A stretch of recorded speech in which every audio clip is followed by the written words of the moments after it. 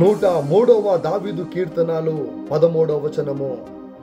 తండ్రి తన కుమారుల ఎడల జాలిపడునట్లు యెహోవా తన యందు భయభక్తులు గల వారి ఎడల జాలిపడును. అవును ప్రభునందు ప్రియమైన సహోదరి సహోదరులారా, యెహోవా యందు భయభక్తులు కలిగి ఉండుట తెలివికి మూలము. యెహోవా యందు భయభక్తులు కలిగి ఉండుటయే జ్ఞానమునకు మూలము. పరిశుద్ధ దేవుని గూర్చిన తెలివియే వివేచనకు ఆధారము. Yes, my beloved friends, as a father has a compassion on his children, so the Lord has a compassion on those who fear him.